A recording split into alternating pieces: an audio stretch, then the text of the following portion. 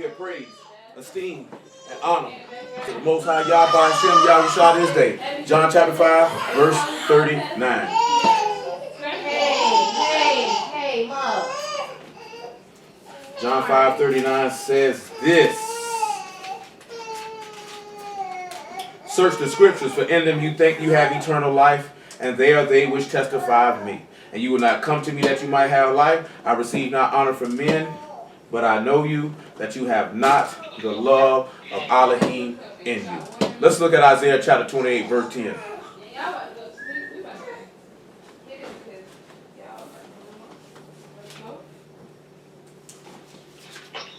Isaiah 28 and 10. Hey, check this out, right? But before y'all depart, I want y'all to hear this before y'all depart. Because these niggas said this Wednesday. I want to make sure y'all hear this before y'all depart. This part ain't going to take that long. 28 and 10. Make it 28 and 9. Isaiah 28 and 9. Isaiah 28 and 9 says this. Whom shall he teach knowledge? And whom shall he make to understand doctrine? Them that are weaned from the milk and drawn from the breast. Now let's begin to look at this and see what it means. So we look at teach. First thing, whom shall he teach? That word is yarah. It literally means to direct, to teach, or instruct. Or yarah, my apologies. It means to direct, to teach, or instruct. So we need to look at something, right? Let's see how he would direct, teach, and instruct. Let's look at Psalms chapter 25, verse 5, I want to say. Hold Isaiah 28. Psalm 25 and 5. After we look at something, hold on, let me take my time. 25 and 5. Listen what he tell you, right? Lead me in thy truth and teach me, for thou art the Elohim of my salvation. On thee do I wait all the day. Remember me, O Yahuwah, thy tender mercies and loving kindness, for they have been ever of old. Now he sat back and said, his tender mercies and loving kindness have been ever of old. And that'll make you put you in the mind of, in the beginning was the Word, and the Word was with Elohim, and the Word was Elohim, because the Lamb was slain from the foundation of the world. So, remember say you see the Son of Man, like one of the Son of Man coming to the Ancient of Days, because he was with Yahuwah from the beginning. You know what I'm saying? So this loving kindness, who's this one who's going to direct you and teach you of this loving kindness? Because he's the Elohim of your salvation. We know that Yahushua is Yahuwah's salvation, or the loving kindness. Elohim so loved the world, he gave his only begotten Son. His tender mercies have been of old. This was his plan from the beginning. Remember not the sins of my youth. Hold on. Not the sins of my youth, nor my transgressions, according to thy tender mercy. To thy mercy remember thou me, for thy goodness sake. Now, he just said, remember not the sins of my youth. Now, I talked to these gentlemen about this on that show, and I'm going to hit it right now. Galatians 3 and 13, and then Romans chapter 5, verse 14. He's telling you not to remember the sins of your youth. Hello? Hello? Yeah. Galatians 3:13. Go sit down, baby. Go sit down. Galatians 3:13. As we look at Galatians 3:13, I'm going to just reference some stuff, because he turned came up. He say, Mashiach have redeemed us from the curse of the Torah, being made a curse for us, for it is written, cursed is everyone that hang on a tree. Now we have to sit back and look at, he say, remember not the sins of my youth. In Matthew 1:21, it say, you'll have a son and you shall name his name Yahushua, for he shall save his people from their sins. The common misconception with most Hebrew Israelites, most Brews, is that the curse of the law that he came to redeem us from was captivity. This is why a lot of ignorant people who call themselves non-Messianic or Torah only say, what did he redeem us from? Because we still in captivity. That is not what he was sent to redeem you from. That's not what he was sent to do. See, let's look and see before we go any further. Daniel chapter 9. Because he say, whom shall he teach knowledge? Whom shall he teach understanding? He say, him that's drawn from the breast, weaned from the milk, and drawn from the breast. That means for you to be able to do this, you got to be a full age. Full age. Hello? Hello? Yeah, Daniel 9:27. Hey, man, leave them niggas alone too, bro. Yeah, hey, man, leave them niggas alone too, bro. Leave them niggas right. Leave them niggas alone, bro. You know who I'm talking about. Leave them niggas alone.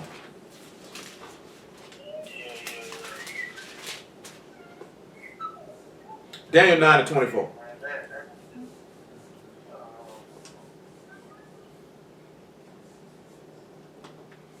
If I say something to them, it's to laugh at them. They ain't no need to get no edification because they don't want it. 9 and 24, Daniel.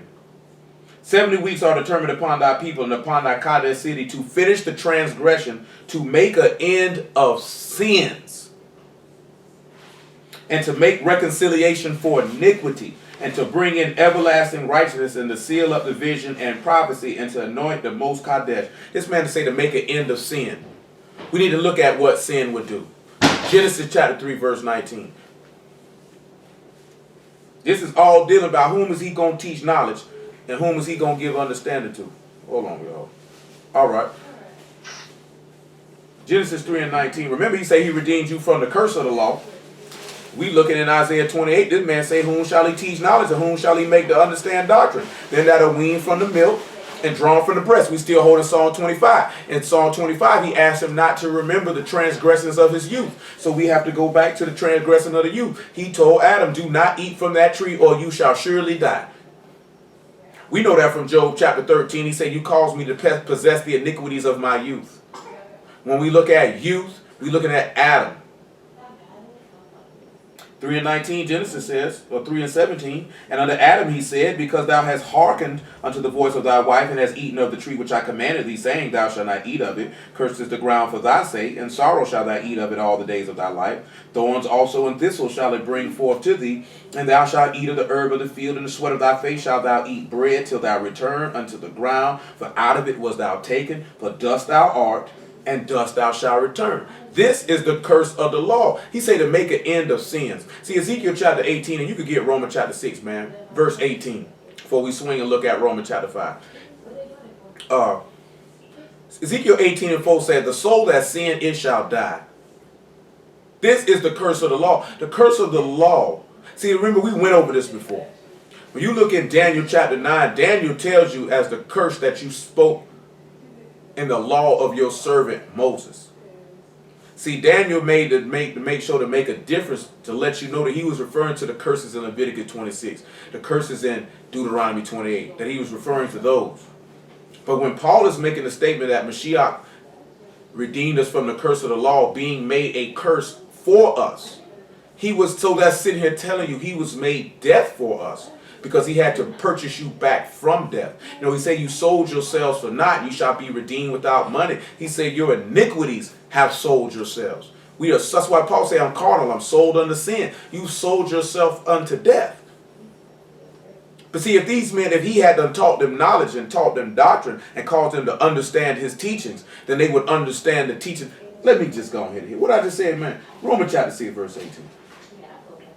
Man, this is too easy. I mean, come on, man. This is very, very simple. This ain't even difficult to do. That's on everything.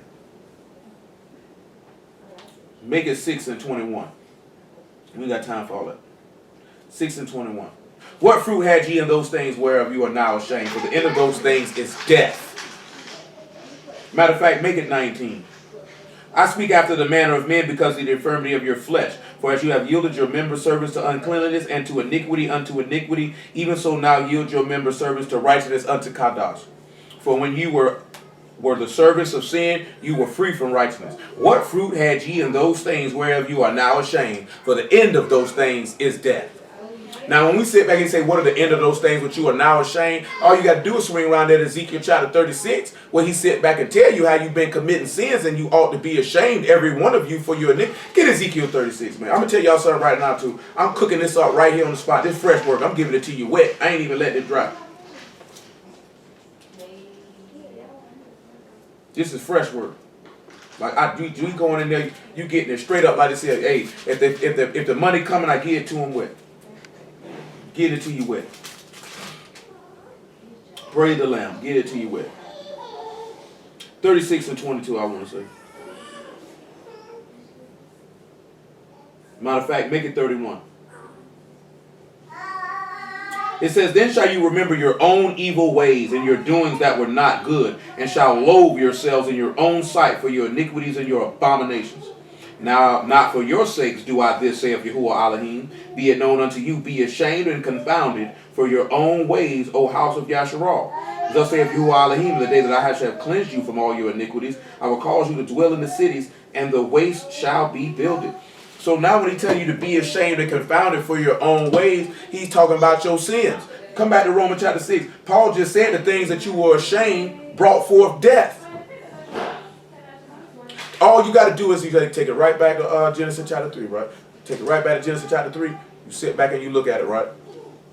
They were ashamed. Matter of fact, let's look at it. Genesis chapter 3.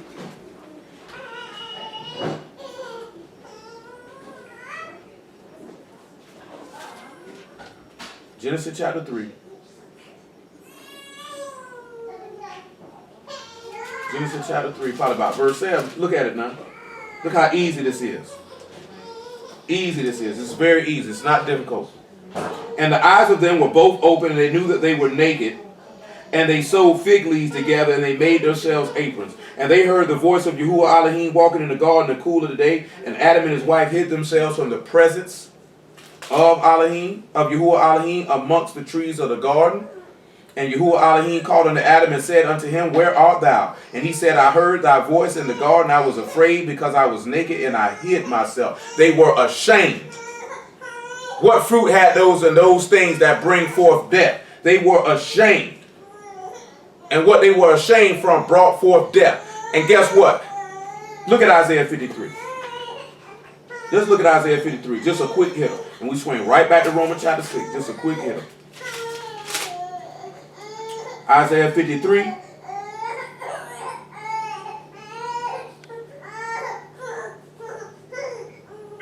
Verse 3. He is despised and rejected of men, a man of sorrows and acquainted with grief. And we hid it as our faces from him. He was despised and we esteemed him not. Surely he hath borne our griefs and carried our sorrows, yet we did esteem him a stricken, smitten of Elohim, and afflicted.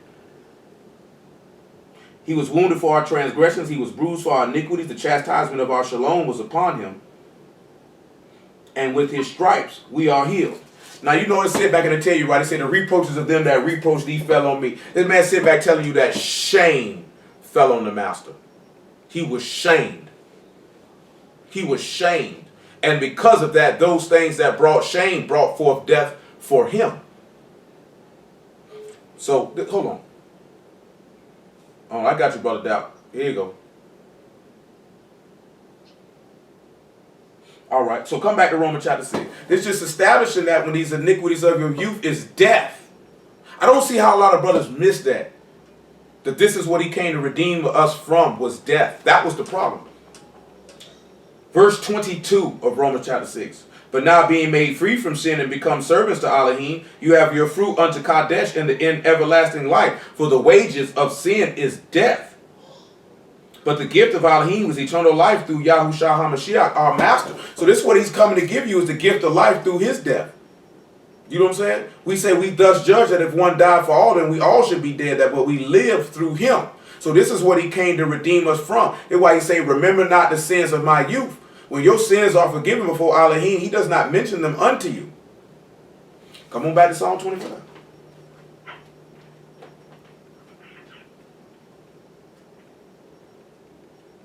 Psalm 25, verse 7 again. Hello? Hello? What's going on? Psalm 25 and 7 says this. Shalom. Remember not the sins of my youth, nor my transgressions according to thy mercy. Remember thou me for thy goodness' sake. Good and upright is Yahuwah, therefore he will teach sinners in the way. That's why the master said, I didn't come to call the righteous unto repentance, but sinners. He came to teach us in the way of salvation. The meek will he guide in judgment, and the meek will he teach his way. Why he say he give favor unto the humble, and he reject the proud. That's why he tell you this. All the paths of Yahuwah are mercy and truth unto such to keep his covenant and his testimonies. For thy name's sake, O Yahuwah, pardon my iniquity, for it is great. What man is he that fear Yahuwah? Him shall he teach in the way that he shall choose. So you know what this means when he sit back and he say, this is the one who, in the way that he'll teach how he choose? Because he say, whomsoever, he say, no man can come unto me except the Father which sent me draw him. See, the only way you're going to get to the Father is that the Son teach you in the way. And the Father has to set that up. This is why he say, whom shall he cause to understand doctrine? Whom shall he cause to understand doctrine? Let's look at something in Hebrews chapter 6, though. 5, actually. He said, those that are drawn from the milk. And after that, Luke chapter 24.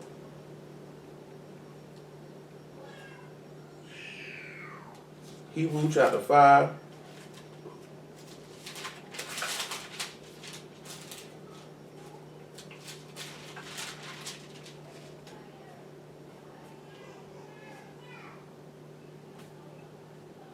Hebrews chapter 5, verse 12.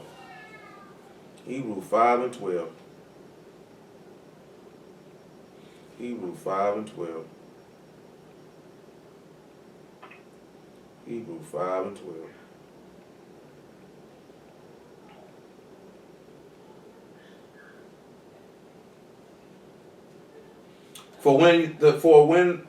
For the time ye ought to be teachers. You have need that one teach you again, which be the first principles of the oracles of Elohim, are becoming such as have need of milk and not of strong meat. For everyone that uses milk is unskillful in the word of righteousness, for he is a babe. This is why this man sat back and told you this. Whom shall he teach knowledge, and whom shall he understand? You have to be off the teat, off the breast. You got to be off the nipple. You have to be a full age. You know, Peter told you that, you know what I'm saying, desiring the sincere milk of the word that you may grow thereby. Because if you still on milk, you unskillful in the word, you ain't got no business talking. He say, but strong meat belong to them that are of full age, even those who by reason of use have their senses exercised to discern both good and evil. You know what I'm saying? So you got to be drawn from the breast and weaned from the milk for you to be able to understand doctrine. You know, he did that. See, look at something, right? Hold on. Let me look at something. Before we look at Luke chapter 24, Luke chapter 2, verse 42.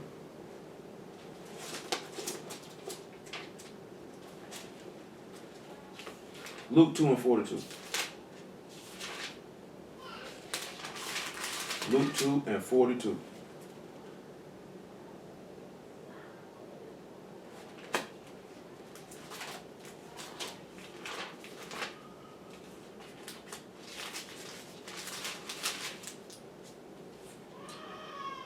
Two and 42, Luke. We'll bounce around on it, though.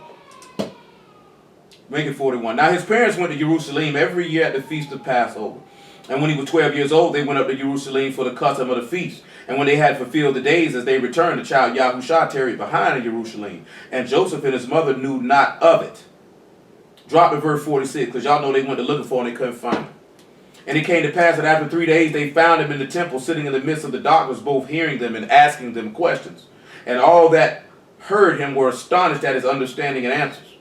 And when they saw him, they were amazed. And his mother said unto him, Son, why hast thou dealt with us? Behold, thy father and I have sought thee sorrowing. And he said unto them, How is it that you sought me? He said, Know ye not?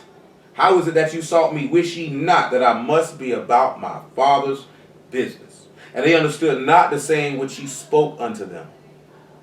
So you sit back and look at it. He said he's 12 years old. And guess what he would be? He was a full age. Not saying that 12 years old was a full age, but spiritually he was a full age. Nobody had to teach him the first principles or the oracles of Elohim because he already had them. He was drawn from the breast and weaned from the milk. He wasn't on his mama's breast to be old enough to stay behind. But he was able to teach the people doctrine. They were astonished at his answers. They couldn't believe that this young man knew what he knew. They couldn't believe it. They couldn't understand it. How does he know this? Where did he get such knowledge? Who taught him this? But see, that goes back to Proverbs chapter 3. See, go ahead and get Proverbs chapter 3. I know I'm hitting a lot fast. Forgive me. I ain't moved this fast in a long time. But I don't know how the luxury of letting that camera just roll. Because that battery going to die.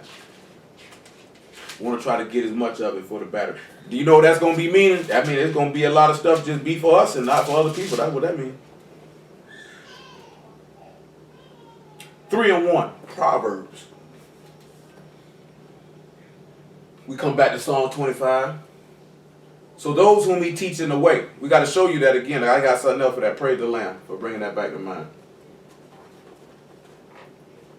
My son, forget not my Torah, but let thy heart keep my commandments. For length of days and long life and shalom shall they add to thee. Let not mercy and truth forsake thee. Bind them about thy neck and write them upon the table of thy heart. And see, a lot of people look at it, they think that's just law. But he's telling you, forget not my Torah. It means remember the son. Remember, he say, do this every year in remembrance of me. Don't forget my son. Remember my instructions. Let thy heart keep my commandments. This is again taking you back to circumcision of the heart. He is not a Yahudim who is one outwardly, but he is one who is a Yahudim inwardly. Get 1 Corinthians chapter 7, probably about verse 21. You know what I'm saying? Y'all got to understand something. Because see, I'm going to be dealing with something that I got for the women tomorrow. On the morrow, y'all willing. It's strictly for the women. You know, the men can be able to get something out of it, but it's mainly something for the women. But you know what I'm saying? And after we read this 1 Corinthians 7, 21, we'll get Matthew chapter 23. It's something that y'all have to understand and know, right? Might even need that 7, 17, and 18. 7 and 18. We don't want 21. 1 Corinthians 7 and 18. Is any man called being circumcised? Let him not become uncircumcised. Is any called in uncircumcision? Let him not be circumcised. Now again, he's saying, is any man called being circumcised? Let him not become uncircumcised. What do you think that means, y'all? If you being called circumcised and not be uncircumcised. What do y'all think that means?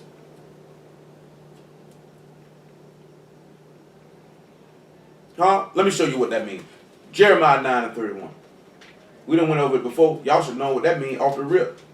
He said, if you being called and you circumcised, don't let him be like the uncircumcised.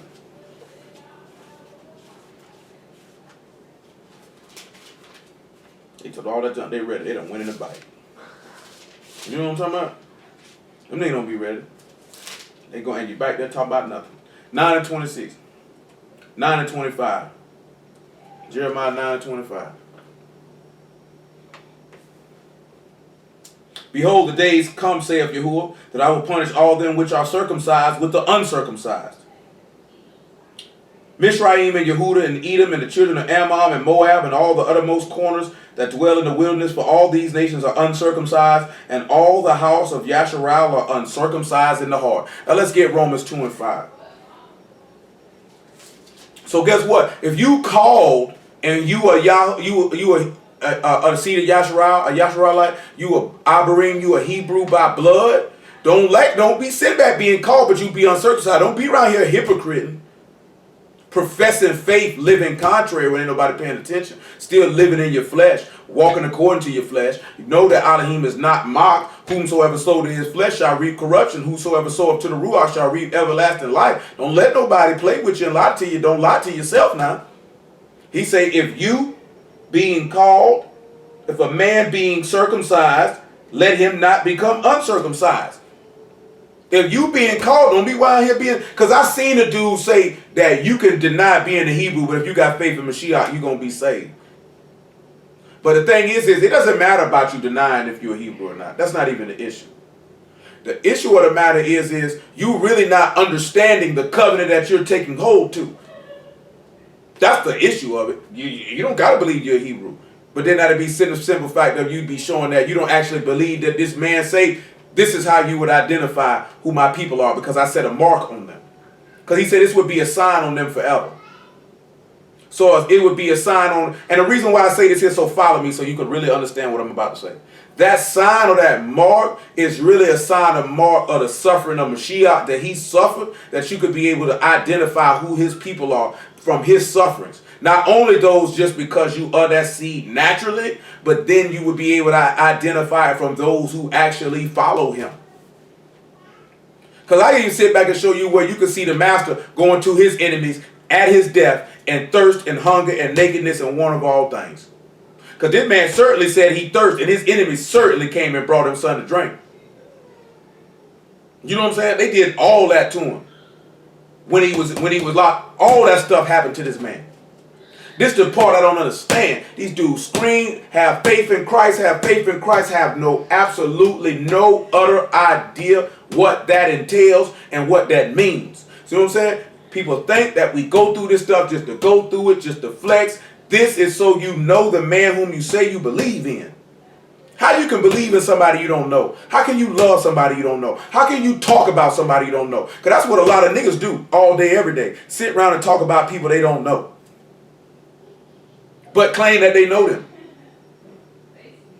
Makes no sense to me. Makes no sense at all. Romans 2 and 5 though.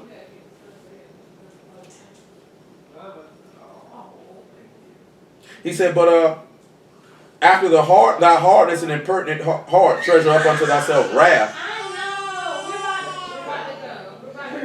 against the day of wrath and revelation of the righteous judgment of Elohim, who will render to every man according to his deeds. To them by patient continuance and well-doing seek for esteem and honor and immortality and eternal life. But unto them that are contentious and do not obey the truth, but obey unrighteousness, indignation and wrath, tribulation and anguish upon every soul of man that do evil, of the Yahudim first and also of the Gentile. But esteem, honor, and shalom to every man that work good, to the Yahudim first and also to the Gentile. For there is no respect of persons with Elohim. For as many as sin without the Torah shall also perish without the Torah. And as many as sinned in the Torah shall be judged by the Torah. So don't be sitting back talking about you this, you that, there, and the third. See, get this Matthew 23 before we come back to 1 Corinthians 7. Don't be sitting back screaming you this, that, there, and the third, and you circumcised, but you living uncircumcised.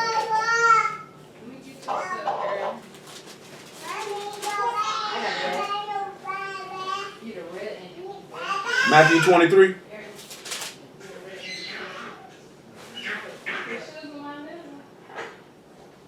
$25.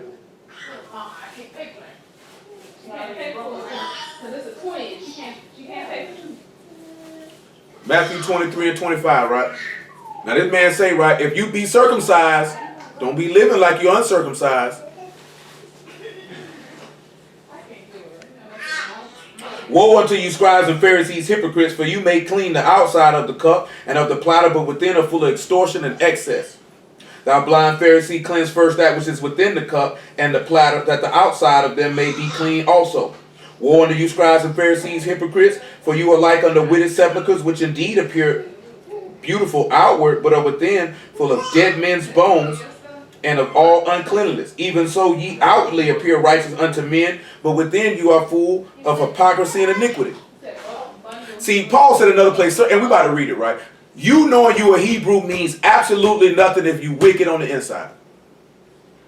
This is what he's telling you in 1 Corinthians chapter 7. Because we're looking at 1 Corinthians 7:18. He says, that any man being called circumcised, let him not become uncircumcised. And as any in uncircumcision, let him not be circumcised. So when he's telling you this here, that's why we went back to look at Jeremiah 9. You knowing this, but you living uncircumcised. When he's telling you any in uncircumcision, let him not be circumcised, he talking about this here.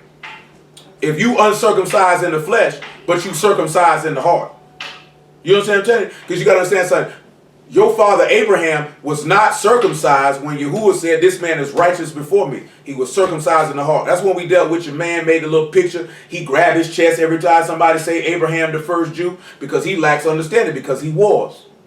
Because all niggas look at his stuff from a natural aspect. Of course we know Abraham wasn't out of the seed of Judah, you idiot. It's talking about his behavior, his conduct, his faith. You know what I'm saying? That's what we looking at when we looking at what he talking about and going about how he say he'll teach sinners in the way and he'll teach the meat and all this stuff that we looking at. Because niggas glorying and knowing that they're Hebrew, but you wicked in real life though. You know what I'm saying? You wicked in real life though. That stuff don't mean nothing. I done told y'all numerous times the word's supposed to cleanse you on the inside. Most people not clean on the inside. You know what I'm saying?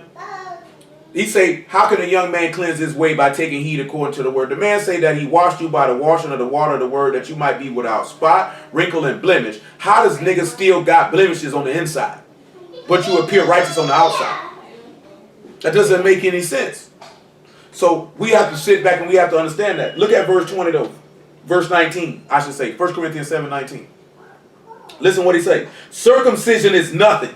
Uncircumcision is nothing, but keeping the commandments of Elohim.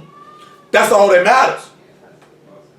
That's what killed me when this silly nigga say that a Gentile ain't got to keep this man commandments. They can eat swine, but you can't.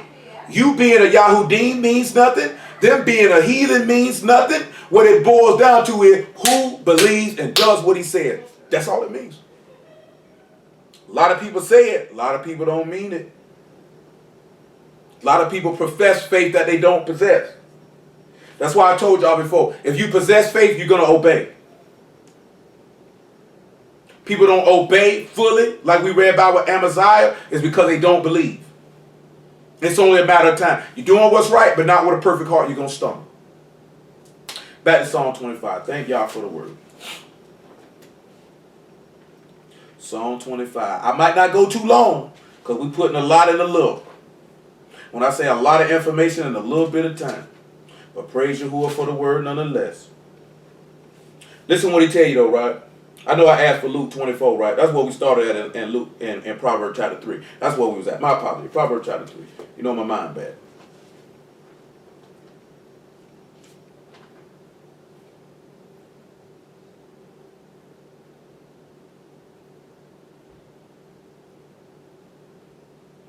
Proverbs 3 and verse 3. See, let not mercy and truth forsake thee, and bind them about thy neck, and write them upon the tables of thine heart. So thou shalt find favor and good understanding in the sight of Elohim and man. Trust in Yahuwah with all thy heart, and lean not unto thy own understanding. You know, Yahuwah direct you in the way that you ought to go. But you notice how you seen that the master found good understanding and favor in the sight of Elohim and man in Luke chapter 2 when he was a young man. Because he wrote those words upon the table of his heart. He didn't let that mercy and truth forsake. He didn't abandon that. See, a lot of our people, they abandon that. You know, unfortunately for a lot of our people, all they scream is about the law. That's all they ever talk about. That's all their conversation is about. And that's where you show that heart of faith is not present. It's really not present. A heart of faith is very, very important. It's what separates you. It's what makes you this and it what makes you that. And you have to understand that. It's what makes you a Yahudim. It's what makes you a son of Elohim. It's what sets you apart. And that's where your mind has to be at. When you just steady focus on one thing or just want to understand this or want to understand that, you need to let the word envelop you. You need to become one with it. You need to trust it. Matter of fact, I'll show you it since I posted it earlier. And it was based off the conversation that these men were having. And we'll show you how he'll teach a man in his way. It's Matthew chapter 19 and 16. I'm going to do it. Yeah, I'm going to do it. Matthew 19 and 16.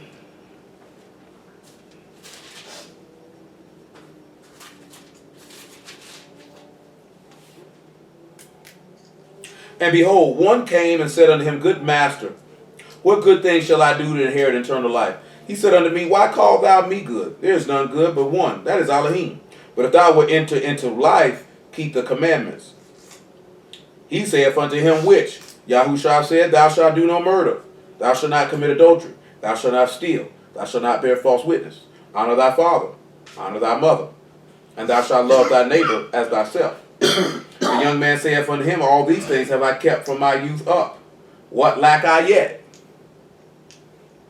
Yahushua said unto him, If thou wilt be perfect, go and sell that thou hast, and give to the poor, and thou shalt have treasure in Shamahim, and come and follow me. But when the young man heard that saying, he went away sorrowful, for he had great possessions. You know, this dude see the reason why the man couldn't make it is because he was rich. You know what I'm saying? But he told him, if you'll be made perfect or you'll be made complete. Let's look at Genesis chapter 12 and verse 1. And let's look at your father Abraham. Because you know later on down in that 19th chapter, he tells his apostles how they would get to judge the 12 tribes of Yasharal because they had forsaken everything. And he said, anybody who forsaken anything for my name's sake in the regeneration, this is what they would get. You know what I'm saying? They would inherit eternal life. And what that's really the premise is showing you that there's a reward of having faith in Elohim. See, he was sorrowful to give up everything that he had. He couldn't release what he possessed. And after we look at this Genesis 12 and 1, we'll look at Philippians 3 and 5. Philippians 3 and 5.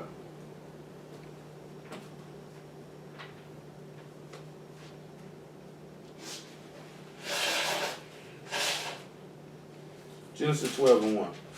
Now Yahuwah said unto Abram, Get thee out of thy country and from thy kindred and from thy father's house unto a land that I will show thee. And I will make thee of a great nation, and I will bless thee and make thy name great. And thou shalt be a blessing. And I will bless them that bless thee, and curse him that curse thee. And in thee shall all the families of the earth be Baruch. And Abram departed. Hold on, y'all.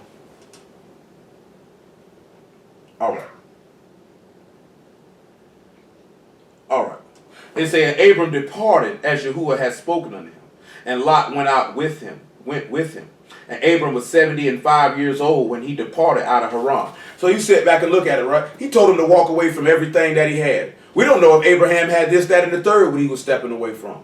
He turned around and asked this young man to do the same thing. See, come on back to John chapter 8 and verse 40. See, this is what it said. Matter of fact, before we look at John chapter 8, verse 40, Isaiah 51 and 1. It's the conclusion of everything we looking at. I'm going to get back to Isaiah 28. You know what I'm saying? Because that's a light thing. I said, I might not even go that long. Because we done already looked at a lot in a little bit of time. I thank y'all for the word, though. Let me show y'all something, right? That's why he say, whom shall he teach in the way? You know what? You know how much matter of humility it takes to trust somebody not knowing what could necessarily occur? You know, it said the elders obtained a good report by faith. See, he told this man, if you would be made complete. See, he had the commandments, but you weren't complete because you really didn't trust. Because he said, come on, Mom. You just cut the camera off. I'm sorry. Why you even did that? Now you got to, hold on, y'all. You got to ask them to do that. That's why you don't be just flicking on stuff. You don't know stuff in here ain't what you think. You got to go get Dwight for that. Oh, no, you didn't. It's just dark in here. I forgot this thing ain't plugged up. Hold on, y'all. She done cut the lights off, man. I'm trying to cut that. I don't even think that ceiling fan worked.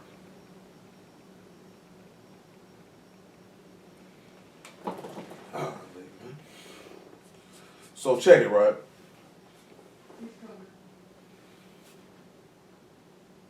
Yeah, you got to flip that. That ceiling fan don't even work. I don't believe it. Hold on, y'all, because it's pitch black in here now. So understand something. In order for you to be justified, that faith had to be present. Because he said in order for you to be made complete, to be made whole. And a lot of people are not made whole. This is an example of what we talking about. You just started talking about you got these commandments, but when in order to be made whole, you have to show the righteousness of faith to walk away from something. To walk away from something. See, we're going to get this Isaiah 51. I get some lights. Light in here, man, so I can't even see it.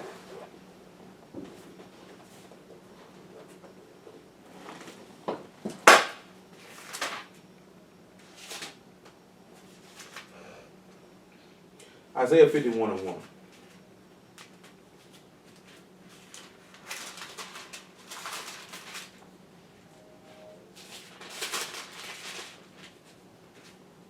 Hearken unto me, ye that follow after righteousness, and ye that seek Yahuwah, and look unto the rock whence ye are hewn, and to the hole of the pit whence ye are digged. Look unto Abraham your father, and unto Sarah that bare you, for I called him alone, and baruched him, and increased him. So he said, you need to look to your father Abraham, who he increased and blessed. And how did he end up increasing and blessing? Because he told him, depart from give up everything that you got, and I will bless you and increase you.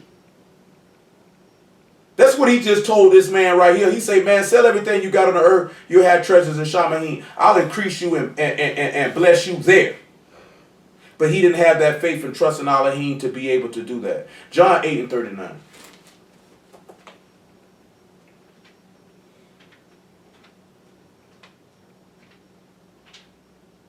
But let little Muffin know that so he can cut that on.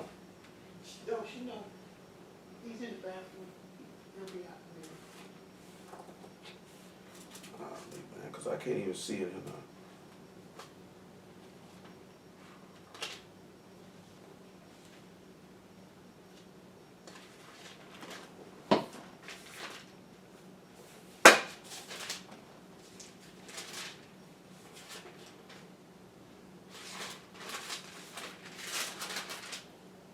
John 8 and 39. Make it 36. He said, if the Son therefore shall make you free, you shall be free indeed. I know that you are Abraham's seed, but you seek to kill me because my word have no place in you. I speak that which I have seen with my father, and you do that which you have seen with your father. They answered and said unto him, Abraham is our father. Yahushua saith unto them, if you were Abraham's children, you would do the works of Abraham. But now you seek to kill me, a man that have told you the truth, which I heard of Elohim. This did not Abraham. See, when we look at him, we just focus on one thing. What was the work of Elohim? He trusted in Yahuwah. He walked away from everything that he had. And he counted it as nothing to him, that he might gain Yahuwah. See, that rich man, that rich ruler didn't look at it like that. His faith was lacking. That's why he say it's hard for a rich man to enter into the kingdom of Shamahim, because they won't walk away from anything. And when you turn around and you look at rich, it don't necessarily, because you got to understand something. The master was not asking this rich ruler to do nothing that he hadn't done himself.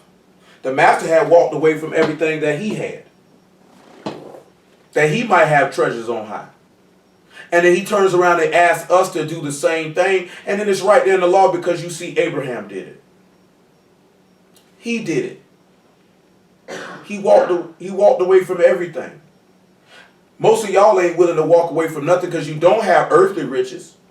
You don't have what the rich ruler had. You don't have all these great possessions to walk away from. You don't want to walk away from your own desire and your own will and your own lust in your own way. You want to make yourself right. You know what's doubly wicked? When you try to justify somebody that you know and they're wrong. That's not being a friend. You know a nigga doing something wrong and you ride with him or turn the blind eye to it. You know what I'm saying? Or tell them or strengthen them in that. That's not being a friend. That's not being 100. It's definitely not being real. It's definitely not caring or loving somebody. How could you do them like that? If I'm rolling with you, man, and it's something you done said or did and like, bro, I know that's wrong, I'm not finna tell you that it's right or make you feel better about it. You just gonna have to be mad. I don't want to agree with that. You could do what you want. I done said I done gave my 2 cents. I'm going my way. You know what I'm saying? That's it. You know what I'm saying? I used to be one like, boy, I see you going the wrong way, man. I just tell you all the time, boy, don't do that. Don't see. I ain't gonna do that no more because niggas don't listen. I always knew niggas don't listen, but that's what happened when you want to save everybody and you care too much. Man, go ahead and drive off the cliff. I'm not finna keep telling you over and over and over and over and over and over again, don't do this, don't do that. That's not wise. When I can already see that your mind is made up and that's what you want to do. So I ain't gonna tell you but 1 or 2 times. I'm be done with it. You know what I'm saying? See, just because somebody's your friend. See, you got to understand something, right? We were the friend of Elohim and being his people. He just didn't sit back and go along with the stuff that we were doing. He let it be known. I don't agree with this. You know what I'm saying? I ain't rolling with that. That's being a friend. If somebody gets upset with you for you telling them that something that they're doing you don't agree with or you don't feel is sound or wise or right, and they get upset with you and don't want to fool with you after that, they weren't your friend. If you got yes men around you, they're not your friends. That's not being a friend. I'm gonna tell you something, right? This real rap, man. Some of the stuff that we think you sit back and you see your friends do and you think, they look happy, they seem to be, feeling good. But in reality, that's not right. And I noticed that in my whole life. That people do stuff and we know it's not right, but they seem to be happy or enjoying themselves. So you don't want to tell them, no, you shouldn't do that, running the risk of being considered to be a hater or jealous or this, that, there, and the third, or whatever niggas say when you tell them something that they don't want to hear. You know what I'm saying? But that's what being a friend is. You know what I'm saying? Some of the most honest, realest people on this planet, they don't have a lot of friends because a lot of people don't want to hear that. More people are more confident. Give me a comfortable assertion that my wrong is right. Versus making me uncomfortable by telling me that my right is wrong. Key, listen when I say not that right is wrong, but my right is wrong. Because sometimes we can sit back and look at that. My right is wrong. Do you know what I'm saying? And we want people to tell you that my wrong is right. If you understand what I'm telling you. That's how you've been conditioned to wire your mind. I was talking to a gentleman today, right? And I was telling him, because I was hearing these dudes debate this topic about a football player. Plays for the University of Oklahoma. Had a concussion. he decided, I'm not playing no more. I'm getting ready for the NFL draft. I'm not playing no more this season. I will not run the risk of me not being able to play professional football and not be able to make a living for myself. One individual felt like he quit on his team and he shouldn't do this. The other individual say, I have friends from overseas. He said that, and there he said his friends, from their perspective of living overseas, could not understand the concept of college athletics as it is constructed in the United States of America. To them, it looked like a minor league system. And they could not understand.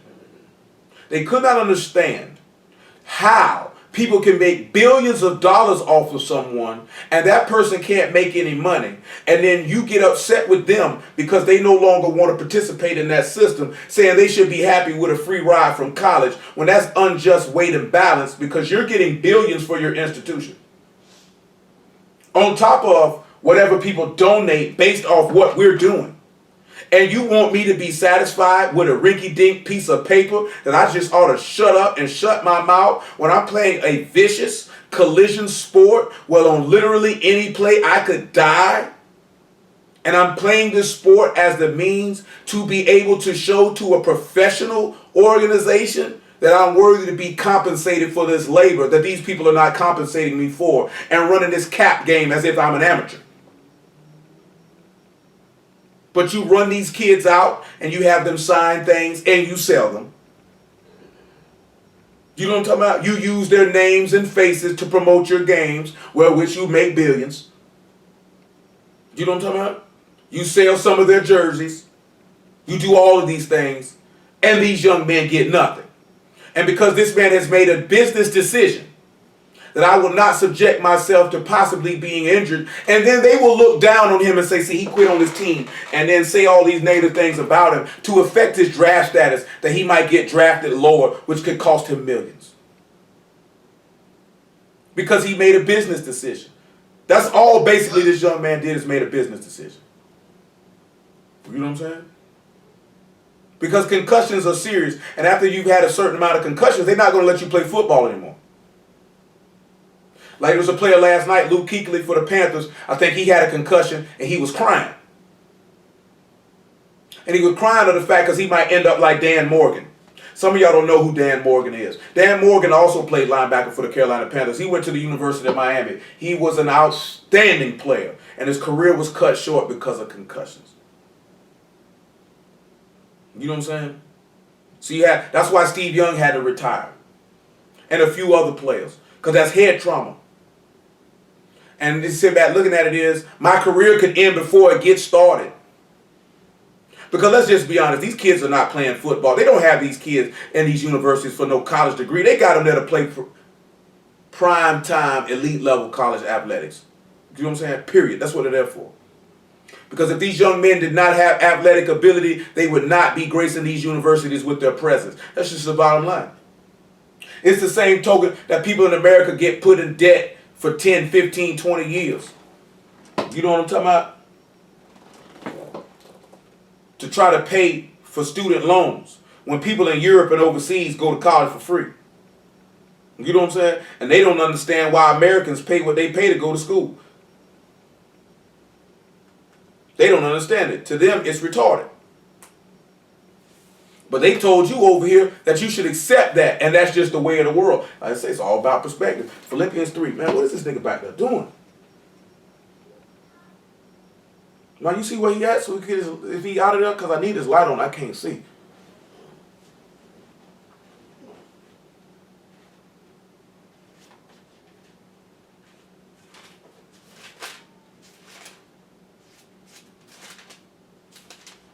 Philippians 3 and 5.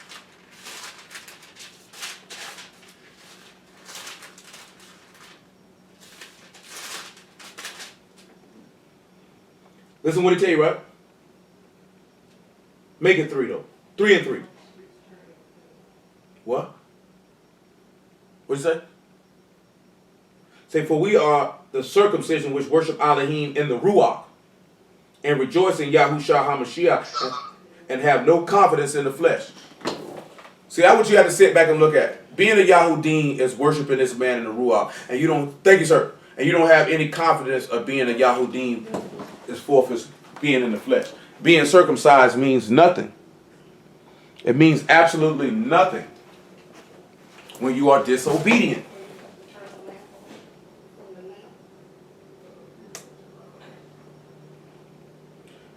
Though I might also have confidence in the flesh, if any other man think that he hath, whereof he might trust in the flesh, I more. Circumcised the 8th day, of the stock of Yasharal, of the tribe of Benjamin, the Abarim of the Abarims, that touched the Torah of Pharisee. That way he sat back and he went to esteeming in the flesh. He let him know, man, I'm a brute. What you mean? If I wanted to esteem in my flesh, I could esteem in my flesh, man. I'm going to see the Abraham, cuz. I'm going to see the Abraham. Circumcised the 8th day. When he let you know he circumcised the 8th day, that man let you know that Genesis 17. But that's what I come from, cuz. I come from the seed of Isaac, man. You ain't know. The promised seed, circumcised 8th day. What you mean? I'm from the son of my right hand. What you mean? I'm from the seed of Yasharal, of Jacob, who wrestled with Amalekim and prevailed and have power with Elohim and with man. He got power to rule with Elohim and with man and Elohim and prevail. That's where I come from. You know what I'm saying? I can sit back and I can have confidence in my flesh when it comes to that. Is that what I want to do? But instead I got confidence in Yahushua HaMashiach. I don't have no confidence in my flesh. See, I'm telling y'all this based on the conversation I had with these men Wednesday. Because their team got to see me now. You know what I'm saying? I ain't gonna call these niggas names out because y'all don't know who they is. Their names ain't worth to be called. But I already let my man know. You let them niggas know they gotta see me. Because I ain't like how them niggas would talk. This is why we looking at Isaiah 28 right now we speak. Them niggas got to see me. Them two niggas. I'm talking about just me. I'll do it 2 times. I'll see them niggas dolo and then bring some of y'all. And then you can handle them niggas. But them 2 niggas right there, them niggas got to see me. Just me. Just me. I'm going to knock them niggas out by myself first. Them 2 niggas got to see me. I ain't like their conversation. I ain't like the way they spoke to me. I find it utterly disrespectful and distasteful. And they got to see me. Do you know what I'm saying? I'll explain it to it further in a moment. But yeah, they got to see me though. And the reason why they got to see me because they saying things out their mouth that they ought not. And the thing that irked my nerve, the thing that grinded my gears at the highest level was the fact of the assumption and assertion. The assumption and assertion that because I say that I'm a Hebrew, that I believe that we the people of the book, based off what the book says. That I'm esteeming in my flesh and esteeming in the law, and that's what I'm glorying in, and this, that, there, and the third. When that wasn't the topic of my conversation when I spoke to them. And if they would have asked, they would have clearly have known that. They chose not to do so. So again, I will read verse 5 again. Circumcised the 8th day of the stock of Yasharal of the tribe of Benjamin, the Abarim of the Abarims, at touching the Torah of Pharisee. He say, man, he say, whereof my trust in the flesh, I more. See, look at, if anybody want to trust in the flesh, we can do it more than anybody. But what has it gotten us, though? Concerning seal persecuting the body, touching righteousness, which is in the Torah, blameless. But what things were gained to me, those I counted loss for Mashiach. See, that's how Abraham looked at it. What was gained for me, I counted as loss for Yahuwah. This is what he was coming to the rich ruler about. He didn't count that as loss to get a gain. And see, that's what you have to sit back and look at it for. The master counted walking away from his birthright and leaving his father's house and to come dwell with his wife, to become one with her. He saw that as being a gain by losing those things that he already had, that he knew he could pick them back up. So you have to sit back and look at it. Are you looking at the things you can gain? Or are you looking at what you can lose by what you could gain with Elohim and you could be made perfect? Because you will sit back and say, oh, I don't murder. Oh, I keep the Shabbat. You know, I honor my mama. I like this here. I don't steal. I don't commit adultery. But you don't believe, though. You're not following this man. You're not living by faith. Therefore, you're not just. He said the just live by faith. How many of y'all are actually buying the truth? We talked about what buying the truth is last week. We know buying the truth ain't talking about buying the law. It is purchasing the faith for Elohim, the firmness, the soundness, the faithfulness. How many people are possessing it? Because we know that's what buy means, to possess. How many people possess faith? How many are not giving themselves over to death and they're not giving away wisdom, correction, chastisement, and rebuke, and understanding? The keys to eternal life in these 3 things. Because you got to have the skill to be able to fight, and you got to know Mashiach to be able to resist the flesh. You got to have an understanding, so you got to know how the scriptures relate to him, and you got to have the chastisement and the rebuke. Without so, you're a bastard and not a son. Without so, you're a bastard and not a son. That thing don't work, dude. That fan. No. That's what I thought. I was gonna say, I ain't never seen this spin. I mean, it worked. When we came to look at the house, it worked. But then when we bought the house, it stopped. Like, because that switch that she flipped, that's what makes it work. But it breaks everything, so we don't use it. Yeah, just gotta call the electrician. Yeah, that nigga said, screw y'all. Say, yeah, I spin when you get here. I stop when you move. But check it though. Y'all understand that though. This is the next thing he say. Yea, doubtless I count all things but loss for the excellency of the knowledge of Yahushua HaMashiach, my master, for whom I have suffered the loss of all things, and do count them but dung, that I might win Mashiach, and be found in him, not having my own righteousness, which is of the Torah, but that which is through the faith of Mashiach, the righteousness which is of Elohim by faith. That's the righteousness that young ruler wanted to have. Because he said, I kept the law. He said, you got the righteousness of faith. He said, now come follow me. He said, I don't know about that. I got to give up everything I got to come follow you. What you think Abraham was showing? The righteousness which is of faith, which is of Elohim, the righteousness of Elohim, which is by faith. That's what Abraham was showing. That's what the master was trying to give to this young ruler. But he wasn't willing to count all things but lost to win Mashiach to show that faith. And that's how we're able to actually line it up to see that that story is about a man who lacked faith. Because if you trusted in Elohim, you would abandon everything that you had and go after him. How many of us are really abandoning everything? How many of us are really setting aside the weight and the sin that easily doth beset us and running the race with patience? How many of us are actually doing that? How many of us are actually counting all things but loss and counting them but dung that you white men Mashiach? A lot of people don't want to lose nothing. Not nothing. Not nothing. And this is what he means. Whom shall he teach doctrine? Whom shall he cause to understand doctrine? You got to be a fool. Hey, these niggas on breast milk. You niggas is weak. You weak in the text. It's disgusting. It's despicable. Your mouth ought to be closed. Because you have a very, very strong Romans 10:1.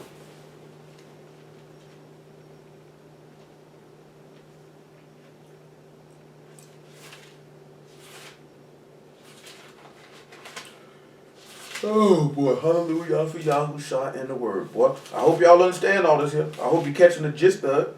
So I get the gist of what you're saying, Stubby. Don't pay me no mind, I just seen that yesterday. And that was always funny to me. If you know what I'm talking about, you know what I'm talking about. If you don't, you don't. Romans 10:1. Brethren, my heart's desire and prayer to Elohim for Yasharal is that they might be saved. For I bear them record that they have a zeal of Elohim, but not according to knowledge. For they being ignorant of Elohim's righteousness, and going about to establish their own righteousness, have not submitted themselves unto the righteousness of Elohim. That's what that young rich ruler was trying to do. That's what most Hebrews try to do. Because what is Elohim's righteousness? He believed in Yahuwah, he counted it to him for righteousness. The knowledge of my righteous servant for justify many. You understand what I'm telling you? The righteousness of Elohim is faith, and that is the faith in his son. See, I just had it. I'm going to go ahead and do it. Just because I explained this to somebody else, I'm going to do it now. Galatians 3:16. And that will just explain what I'm about to say. Thank the Lamb for the word. I just do it right now.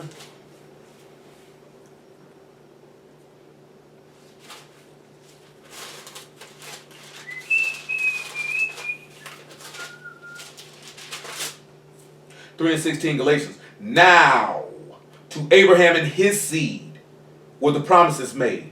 He saith not, and to seeds as of many, but as of one, and to thy seed, which is Mashiach. We just read this. Let's look at Genesis 12:7 though. I didn't go all the way down to verse 7.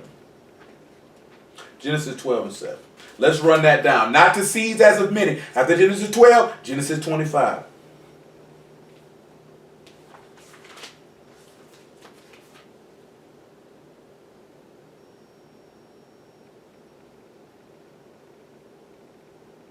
Actually, Genesis 12:2, we already read it. We don't need that there. Remember, he sat back and he told him, right, that he would bless him and he'd give him a seed, right? Let's look at Genesis 25 and then we work our way back to Genesis 21.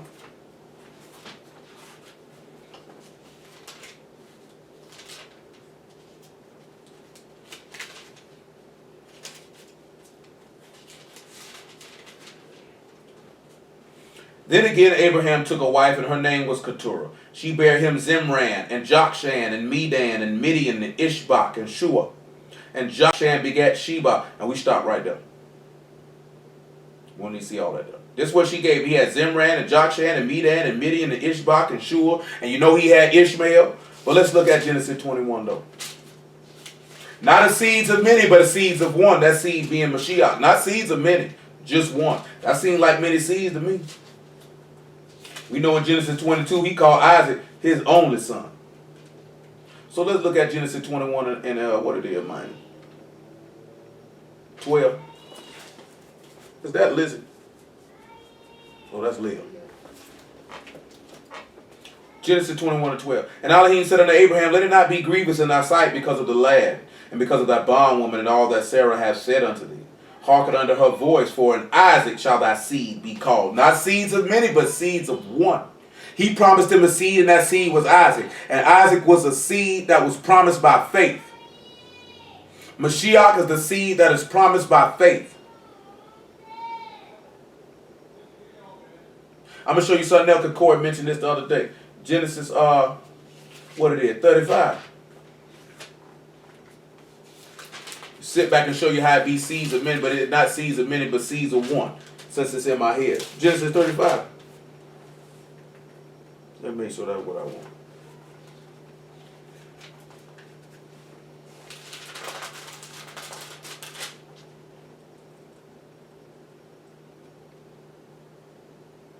Genesis chapter 35, verse 16. And they journeyed from Bethel, and there was a little way to come to Arapta, and Rachel travailed, and she had hard labor. And it came to pass, when she was in hard labor, that the midwife said unto her, fear not, thou shalt have this son also. It came to pass, as her soul was in departing, for she died, that she called his name Ben-Oni, but his father called him Ben-Yamin. So let's look at that. You got to realize something. The master was in hard labor. Y'all do know that. Very hard labor. And through that hard labor, he died. And he brought forth sons. I'm going to show you what that means when he say he brought forth sons. Hold on. When we look at the name that Sarah gave, that Rachel gave her son, Ben-Oni means son of my sorrow. But he say, but his father called the son of his sorrow Ben-Yamin, which is the son of my right hand. So let's look at that in John chapter 16, verse 26. Remember that he said, remember, he's a man of sorrows.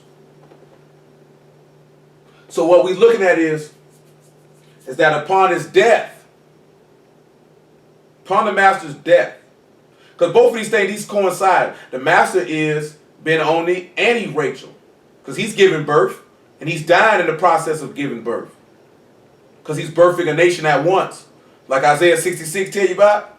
Should he cause to bring the forth at once, shall I shut the womb? He's having hard labor.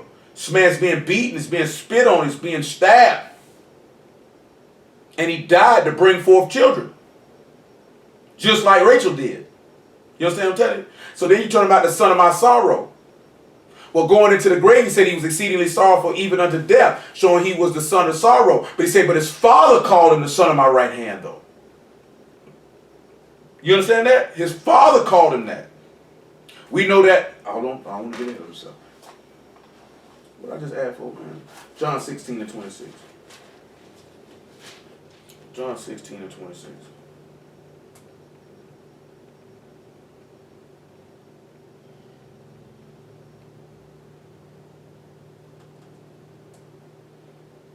John 16, 26.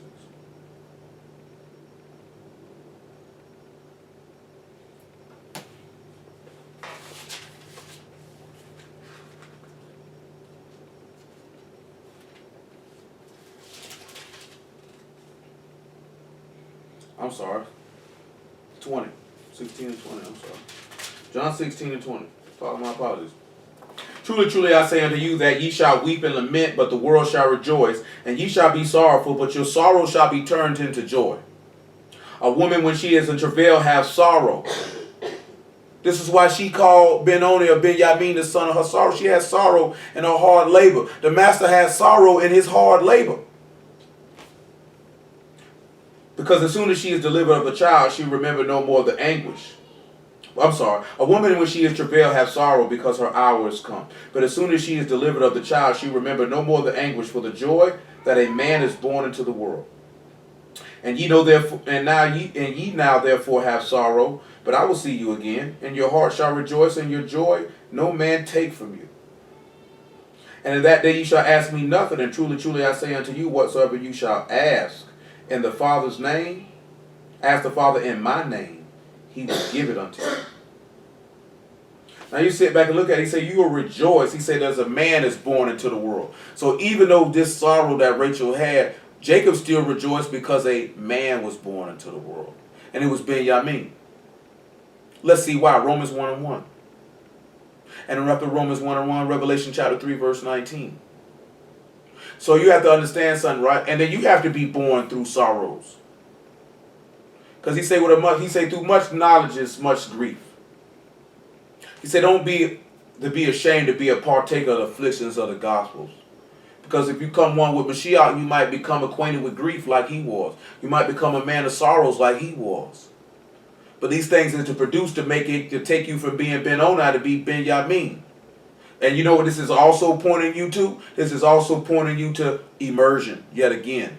Because you're sitting back, man of sorrows, you're going into the grave. You know why? Because he say, Baruch are those that mourn, they should be comforted. You should sit back and you should be sorrowful for your sins. See, we already started in that aspect. When he say, remember not the sins of my youth.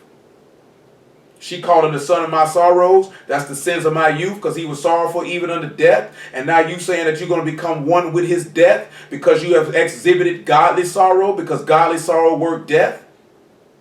You understand what I'm telling you? And you should be sorrowful for your transgression and sins, knowing that when you go in that water that you're putting off that old man and putting on the new man, which is created in Elohim and true righteousness, therefore showing yourself to be a son of his right hand, because he say, sit here at my right hand till I make thy enemies thy footstool. And if you be in Mashiach and Mashiach be in you, then you would be at the right hand of Abba till he put death under his foot and crushed the serpent in the end. That's why he say, whom shall he cause to understand knowledge, give knowledge, teach knowledge, and whom shall he cause to understand doctrine? But those that are drawn from the breast and ream from the milk. But these niggas is on breast milk. These niggas even on breast milk. These niggas similar like baby, man. These niggas make yellow poo.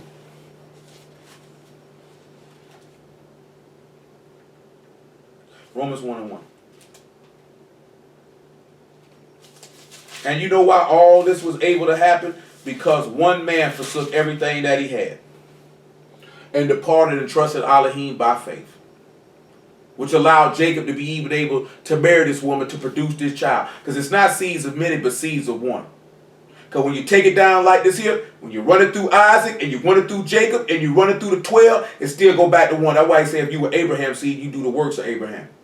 Because Isaac did the works of Abraham. Jacob did the works of Abraham. Because he told Isaac to dip too. He told Jacob to dip too. And they all ended up being strangers in the land that was promised unto them. But they had one thing in common. They all trusted in Elohim and followed him all the days of their life. That's where their hope was at. That's why it was nothing for them to follow him and obey him. Now, how do we profess that we the children of these men, but we don't exhibit the uprightness of faith that these men exhibited continuously? How do we say we the children of these men? Because not seeds of many, but seeds of one. Hamashiach ain't got no many. Why do you think he said it doesn't matter whether Yahudim or Greek, nor male or female, nor bond or free, you all one in Mashiach? It's one body. It's one seed. It's one seed. See, that's the thing that irked me with those gentlemen who I spoke to Wednesday. Because they made automatic assumptions of what we believe, what we preach, and all these things. They didn't inquire. They made a blanket statement and covering based off what they think I believe, based on their interactions with others who profess to be Abarim, who profess to be Hebrews, who profess to be the seed of Yashra, who profess to be Israelites, instead of asking, Because I didn't make any assumptions like some of the people who taught them, oh, you call yourself a Christian, so I guess you keep pagan holidays and you do this or you do that. I don't know what you believe and what you follow. In order for me to do that, I would have to ask you. Truth be told, I didn't care what they believed. That's why I didn't ask. You know what I'm saying? Because I felt like at the time that wasn't the place of that discussion.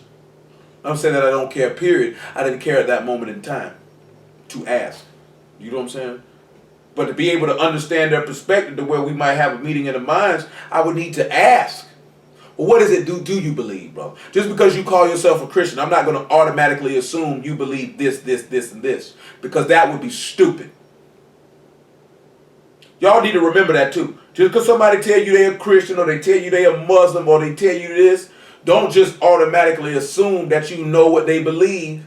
Because now that person can end up making you out to be a fool in the course of that conversation. Because you don't know what that person believes. So don't assume. You want to know, ask. See, that's one of the people's biggest problems too. That's how a lot of gossip and all type of stuff gets spread and all that type of stuff. Because people assume and speculate and speak on things when all you had to do was just ask the person and you could have got an answer. You know what I'm saying? I wonder if he doing this over here.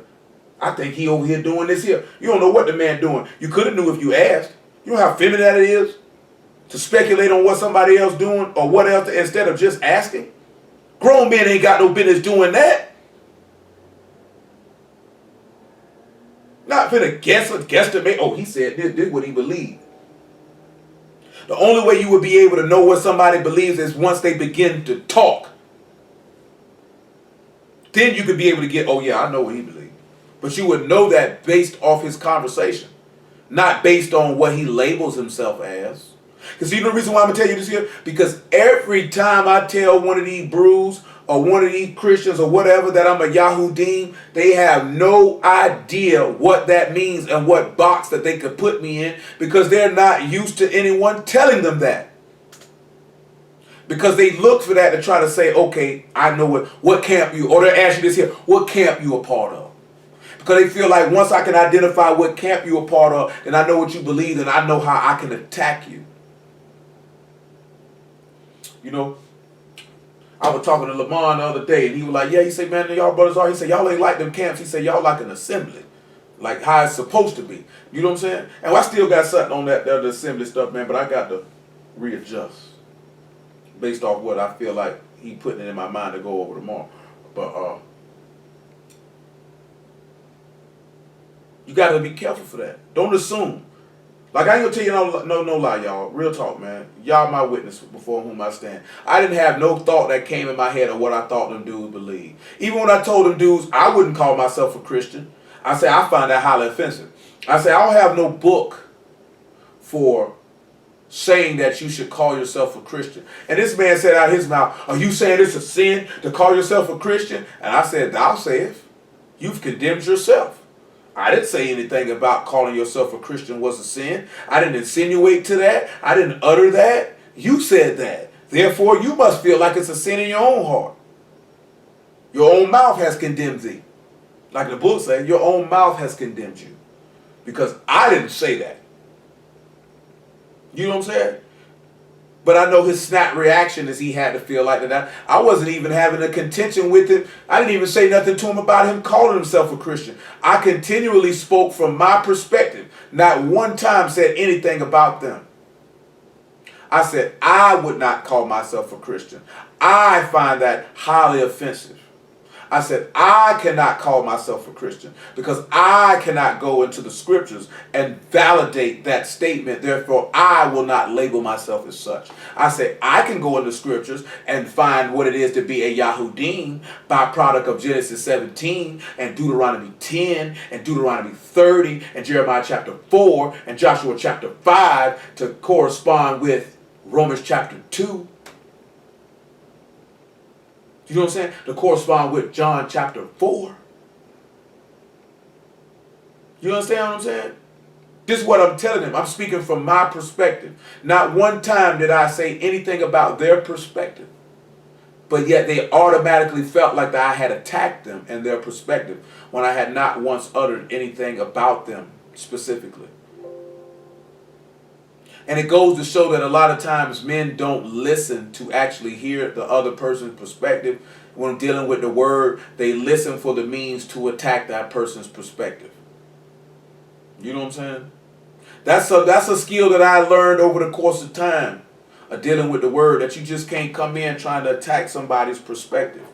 You know what I'm saying? Their perspective of the word is their perspective of the word. Sometimes you just have to speak from your perspective. You know what I'm saying? And then try to hear their perspective. And then try to see if you can reason with one another on those perspectives. And maybe somebody can get something out of that course of conversation. Most people come in the word and they come ready to battle. I did not come at them ready to battle. I was just letting them know, hey, I hear this. This is how I see this. This is how we roll. I don't necessarily agree with you not validating epistle letters with scriptures. Period. That's the only thing that I said to them directly that they were doing.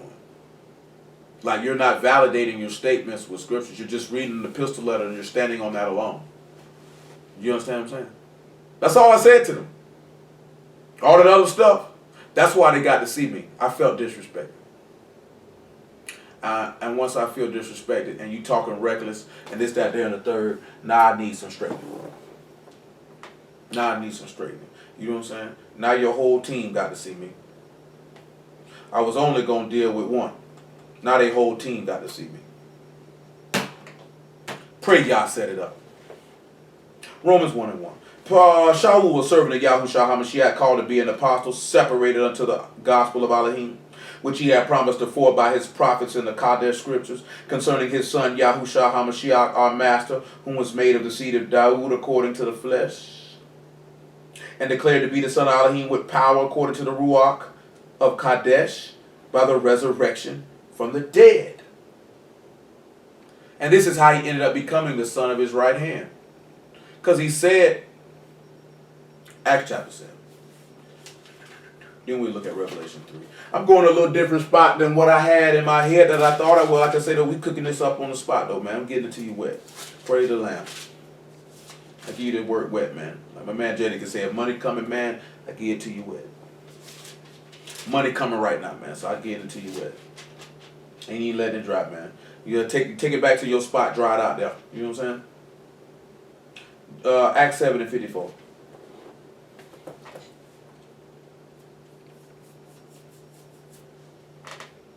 When they heard these things, they were cut to the heart, and they gnashed on him with their teeth. But he, being full of the Ruach HaKadosh, looked up steadfastly unto Shamahim and saw the esteem of Elohim and Yahushua standing on the right hand of Elohim. Benjamin, all day long, look what the master tell you though. Now that's where your hope ought to come in at. You should be able to sit back if you can overcome those sorrows. Who is he that overcome the world, but he that believe that Yahushua is the son of Elohim? You know, I having a conversation, man, and I'll tell y'all this here too, right? I was talking to Will about this the other day. 3 and 20, I should say. Some of y'all done noticed the last couple of people that got immersed. I don't think I necessarily asked Kira that, because Kira been around so long that I ain't really feel the need to ask her that. Just because of the length of time. You know, it's been a year, son. You know, I ask you, do you believe that this man is the son of Elohim? I ask you that. Now, to be honest with you, there's no way for me to know that you believe that or not, because you can look me in the face and tell me you do. That don't necessarily mean that you do. You know what I'm saying? But I'm going to ask you that. I'm going to ask you, do you understand the gravity of the situation of what you're about to embark on? Do you understand the commitment that you're about to make? Because that's what, for me, the main thing is with immersing people. Do you really understand that? Because some of y'all know, y'all done went immersed and y'all done went and did something stupid right after that. You know what I'm saying? You're supposed to have been dead to sin, but obviously you had to put that body of sin off for you to be immersed and then afterwards go do this, that, there, and the third. You know what I'm saying? You have to understand when you're doing that, and again, the reason why I mentioned it, because we're dealing with the son of my sorrow being changed to the son of my right hand. So, putting off the body of sin, putting off the flesh. You know, this flesh is sorrowful. It brings forth death. The Ruach brings forth joy because it manifests life. You understand what I'm telling you? You overcome this flesh, you overcome the world, you can become Benjamin. And we about to read that. You can become that. You understand what I'm saying? That's why he say, but you gotta sit back and look at it. He say, godly sorrow worketh repentance unto salvation, not to be repented of. But worldly sorrow work death. You sit back and look at it. See, Jacob had godly sorrow. That's why he named him Benjamin, versus Rachel having worldly sorrow and naming him Ben-Oni, the son of my sorrow. Because that sorrow worked death in her. You know what I'm talking about? You got to understand something, right?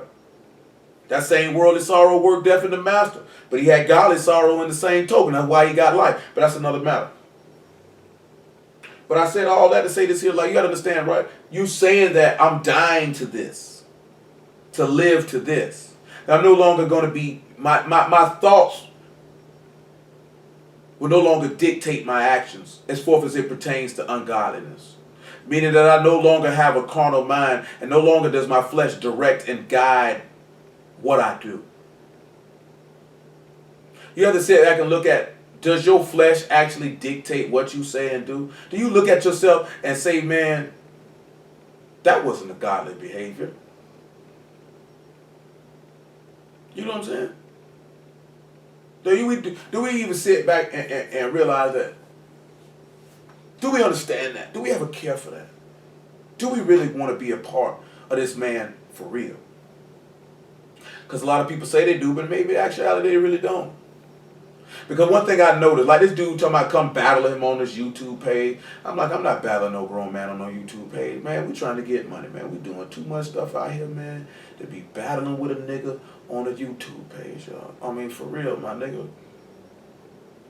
Even if we didn't even have a third, maybe not even a half, maybe not even 3/4 of what we had going on right now we speak, I still wouldn't do it.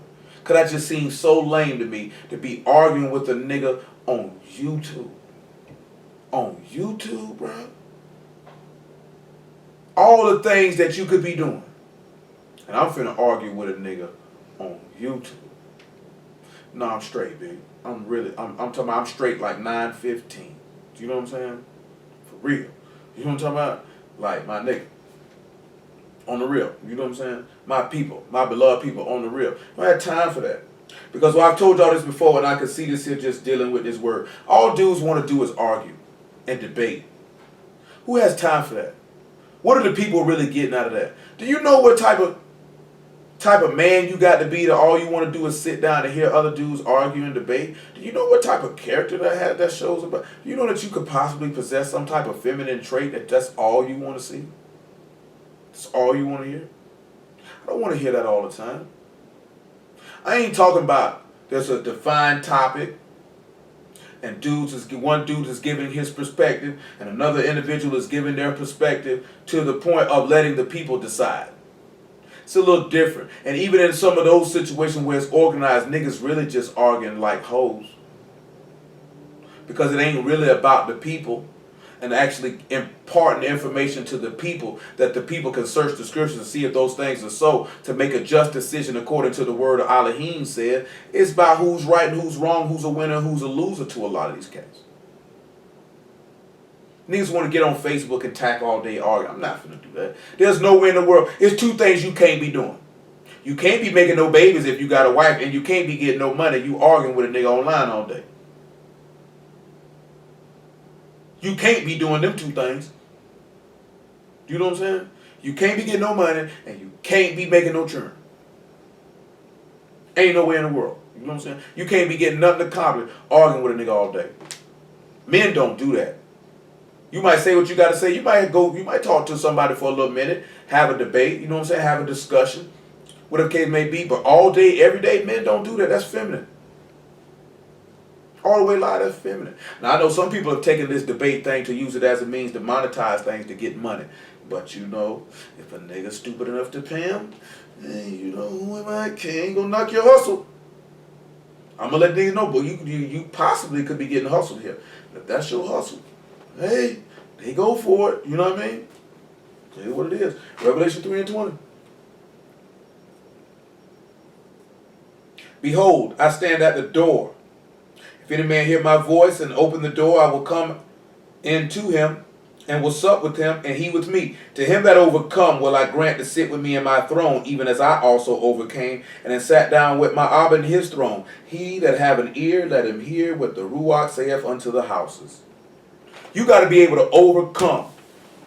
What you see from him going to the son of my sorrow to the son of my right hand is the overcoming. See, when you sit back and you look at it, right?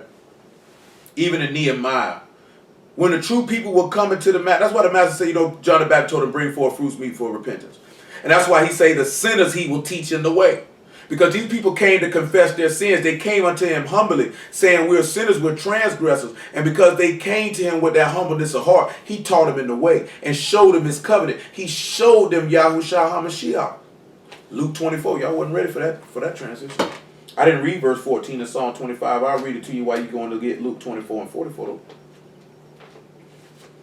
Then I guess I can swing back to this Isaiah 28 and knock them out the box, Rick. But 25 and 13, right? It says, his soul shall dwell at ease, and his seed shall inherit their rats. The secret of Yahuwah is with them that fear him, and he will show them his covenant. He told them, right, his soul will dwell at ease, and his seed will inherit the earth.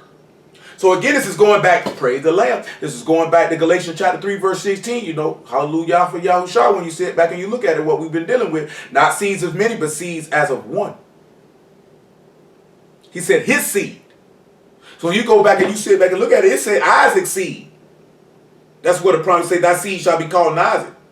And then Jacob get the progenitors, and they inherited the land. You know what I'm saying? So when you sitting back and you look at it as his seed is inheriting the earth. Abraham's seed is inheriting the earth, and his soul will dwell at ease.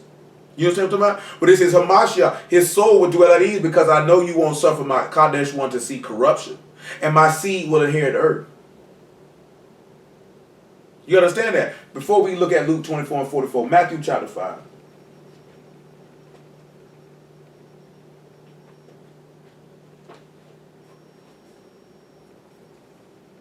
Five and 5. Baruch are the meek, for they shall inherit their rest. Let's look at something. Let me see something. Y'all got to sit back and look at it. You're going to inherit the earth. Look at 1 Corinthians chapter 6.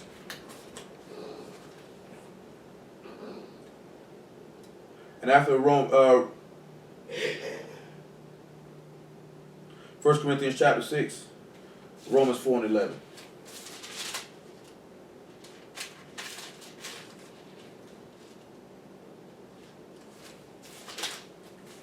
First Corinthians chapter 6. He said you're going to inherit the earth, right? Listen to what Paul tell you right here, right?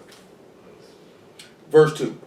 1 Corinthians 6 and 2. Listen what he tell you. Do you not know that the Kadeshim shall judge the world, and if the world shall be judged by you, are you unworthy to judge the smallest matters?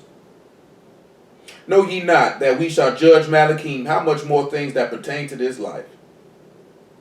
Now I just read that for the simple fact for you can see where it say the Kadeshim would judge the world. How else would you judge the world unless you were going to inherit it?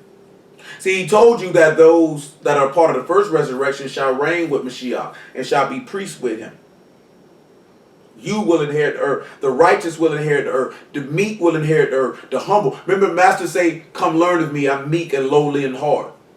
Because it said that Moses was the meekest man upon the face of the earth. This is an attribute of which is gratefully desired by Yahuwah.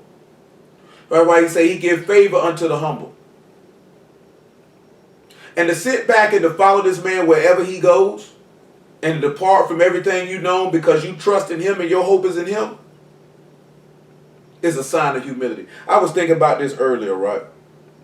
And I ain't finna go into no great detail, but I remember at a time with somebody that I knew, and I used to tell them that their faith was too much in me and not the Most High. And it wasn't because that was something that I was telling them or instructing them. That was something in and of themselves.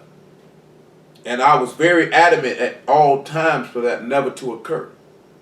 Because your faith should never, ever, ever, ever, ever be higher in someone who is dust and ashes and flesh and blood like you are than it is in Elohim. Because you'll set yourself up for disappointment with that every single solitary time. And Yahuwah will prove you out for you to see and for all to see that your faith was not actually in him but in man. Now I'm gonna tell you something. I know a lot of Hebrews and a lot of organizations move to basically have their people have faith in who's ever leading, who's ever the preacher, whoever that case is. Well, their faith is in that man. You know what I'm saying? And not in Elohim. You know what I'm saying? Praise be to Yah for Yahusha. I ain't never been on that. I don't believe in that. There's nothing wrong with having trust in those who are in authority over you, but your faith should always be in your faith should not stand in the wisdom of men, but in the power of Elohim. I know over the course of 4 years, man, I done mentioned that 1 Corinthians 2 and 5 so many times. Anybody who know me and been around me long enough, I consistently and constantly tell people to put their faith in Elohim, that's where their faith should rest at. Sometimes that don't happen for people.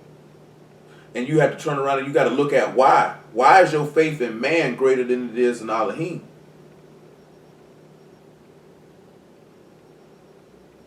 Where we were at? I don't know why I was finna go after orders for Corinthians chapter 6. Luke 24 and 44. Praise y'all.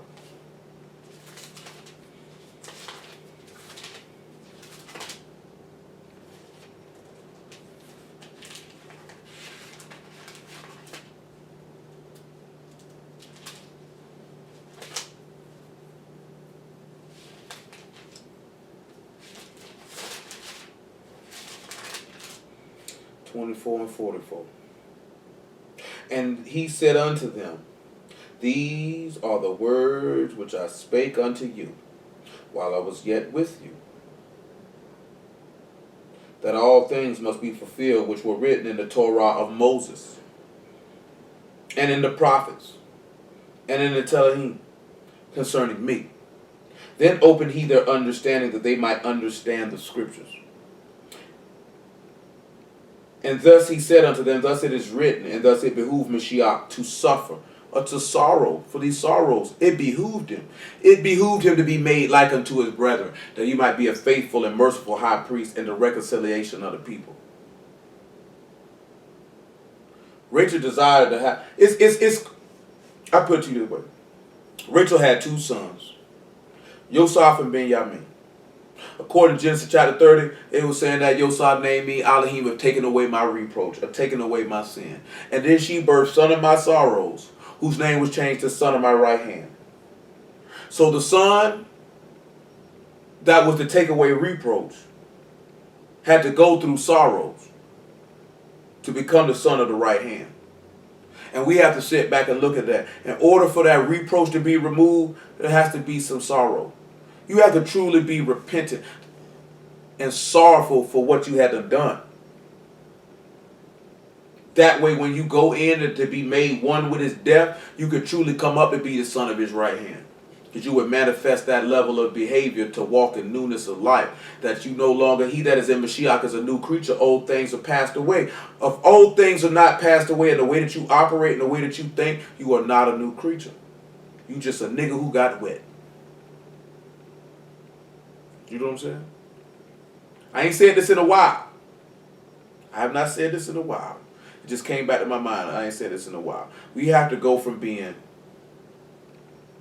niggas with a Bible to Yahudim with scriptures. And that means you got to go from being ignorant, sinful, debased, vulgar, individual holding a book, pretending to play the part, looking the part, to going to being circumcised in heart, serving Yahuwah and Ruach and truth through Yahushua HaMashiach with this man words written on the tables of your heart. That's why I say had them written in your heart. That's what you have to go to. So you have to go from looking righteous to being righteous. From outwardly appearing to be upright to inwardly being upright. That's what that statement means anytime that I've ever said it. That's what I mean. Not being Matthew chapter 23. Not appearing to be righteous, but actually being that way inwardly. Because a lot of us are not a lot of us do not operate that way. It's more about the look. It's more about the show. What good is the show?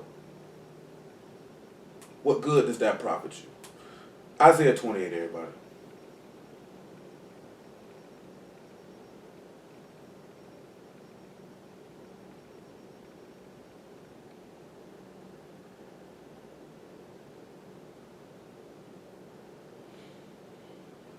Isaiah 28, Isaiah 28. Thank y'all for the word. Pray be to y'all for the word.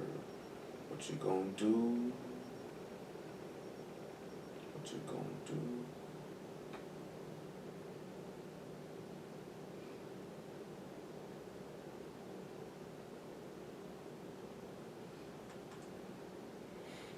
So,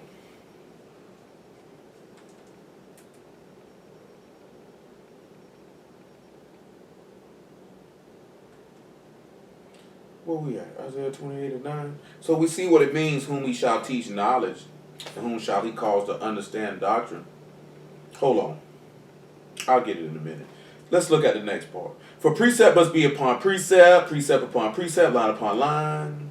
Here a little, there a little. For with stammering lips and another tongue will he speak to this people, to whom he said, this is the rest wherewith you may cause the weary to rest, and this is the refreshing, yet they would not hear.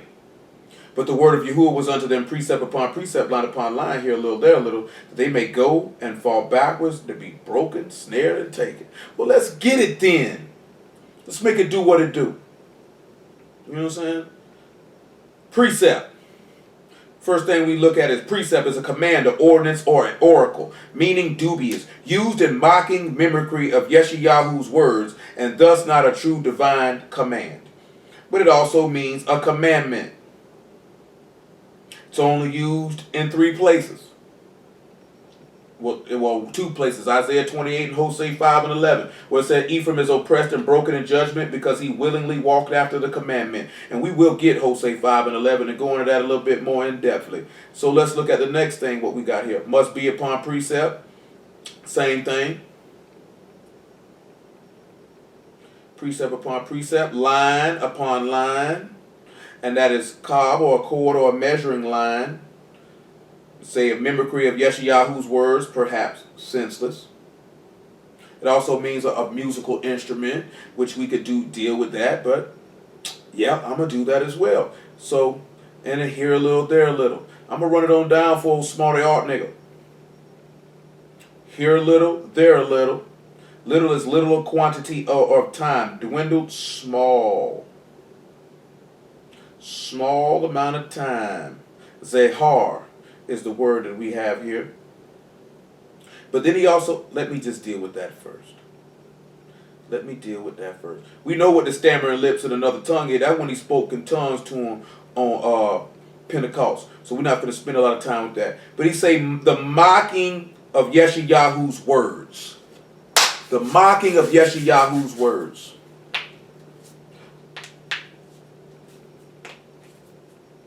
Let's sit back and see where they sat back and they mocked the master's words. They mocked this man. Let me see if any of you brothers can think of somewhere where they mocked this man. Any of you brothers can sit back and think about where they mocked this man's words.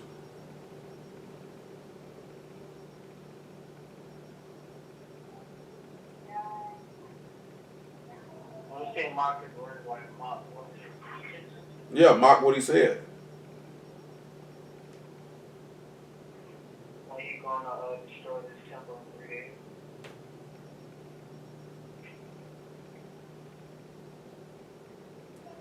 Yep, let's look at that. John chapter 2. Let's see if they mocked their words. I'll give you that.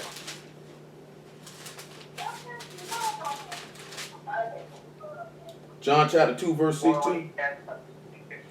Yeah, now I was thinking about that one there myself. It was the first thing I thought back when they called him Beelzebub.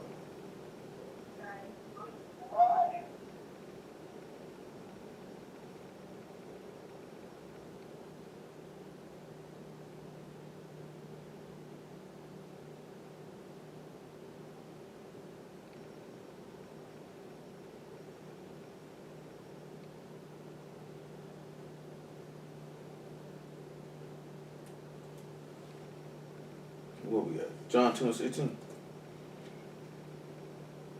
or 2 and 8, 16, cool, 2 and 18. Then answered the Yahudim and said unto him, what sign show thou unto us, seeing that thou do these things? Yahusha answered and said unto them, destroy this temple, and in 3 days I will raise it up. Then said the Yahudim, 46 years was this temple in building, without rear it up in 3 days? But he spake to them in the temple of his body.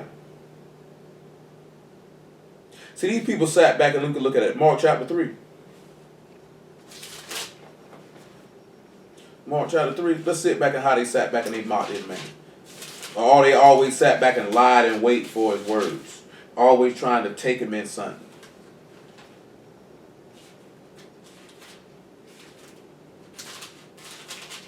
Mark chapter 3. Then I'll show you one last time where they sat back and mocked him. I said John, I meant Mark chapter 3. 3 and 20.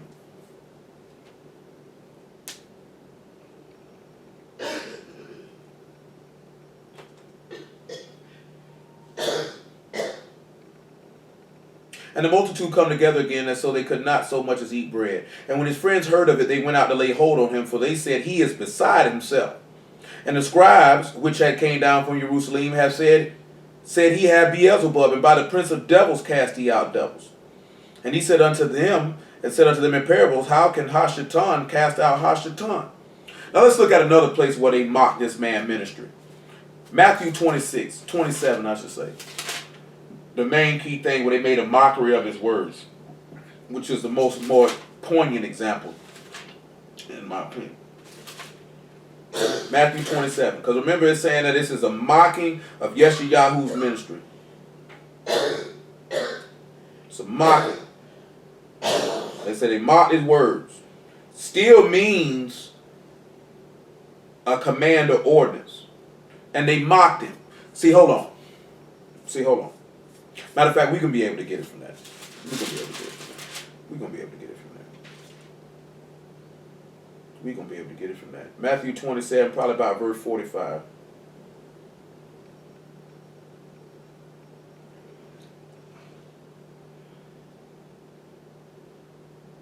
Hold on, y'all.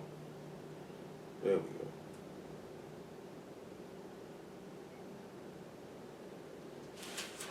Now remember Yeshayahu name means Yahuwah has saved. So remember, they're mocking Yahuwah has saved words. Let's see if these people mock Yahuwah is salvation's word. Same thing. Same action, what we talking about. Different name, same thing. Matter of fact, 39, my apologies. Let's see if they mocked his ministry. Because the beginning of his ministry was repent, the kingdom of Shamahim is at hand. He said, how can you say as I blaspheme because I said I am the son of Elohim?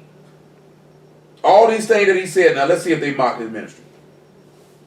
And they that passed by reviled him, wagging their heads, saying, thou that destroyed the temple and built it in 3 days, save thyself, if thou be the son of Elohim, come down from the stake. Could we not go read John chapter 10 where he said, have I blasphemed because I say I'm the son of Elohim? Can we not read in John chapter 5 when he said, thou blaspheme, thou makest thyself a man? Thou being a man, maketh thyself equal with Elohim? Whether it's John 5 or John 10? So you can see they were making a mockery of his ministry because he was telling them that he was the son of Elohim and that he had power to make them the sons of Elohim. And they were mocking him. And we just read the John chapter 2 where they stated they were mocking his ministry. And likewise also the chief priests mocking him with the scribes and elders said, he saved others himself, he cannot save. If he be the king of Yasharal, let him now come down from the stake and we will believe him. He trusted in Elohim, let him deliver him now if he will have him. For he said, I am the son of Elohim. That was his ministry, that he was the son of Elohim and that you should believe on the son of Elohim. And that he was able to save all those who come into Elohim by him. And they were mocking that ministry. And what was he preaching that ministry by? By the commandments, by the ordinances, by the oracles of Elohim, like we read in Luke chapter 24, because he said, how can he say, you fools, slow of heart to believe all the things the prophet has said to you. Had not Mashiach had of suffered to enter into his esteem, and starting at Moses, he expounded in the scriptures all the things pertaining to himself. He showed them in Moses, in the laws of Moses. He showed them in the prophets. He showed them in the Psalms. He showed them in the Proverbs. He showed them in everything from Genesis to Malachi, that stuff was about them and opened up their understanding. So this is why they were mocking the man. You know what I'm telling you? Because how can we sit back and say precept upon precept, line on line, when they were mocking their ministry?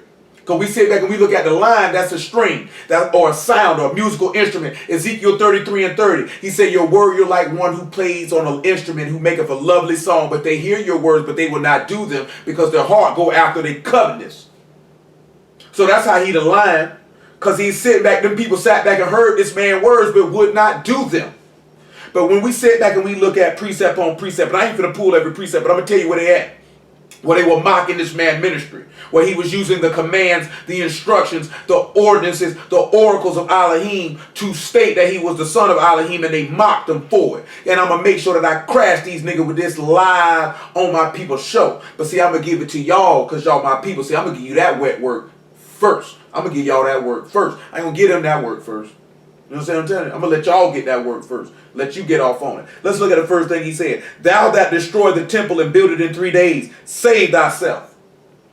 He said, if thou be the son of Elohim, come down from the state. Who knows where we can go in the Old Testament to get those precepts, that oracle, that ordinance from? Who knows where we can go find that out that we just read in verse 40? Who can give me something?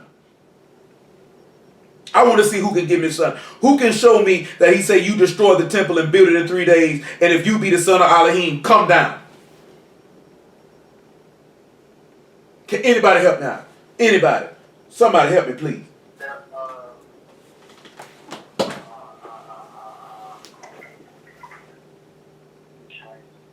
Oh, man. This thing finna cut off in 4 minutes. Woo-woo. I gotta make sure I get this on the tape for the camera die. I got 4 minutes, the camera finna die. Check it. Hold on, I got to run it because I got 4 minutes and the camera finna die. Do you know what I'm saying? So check it out.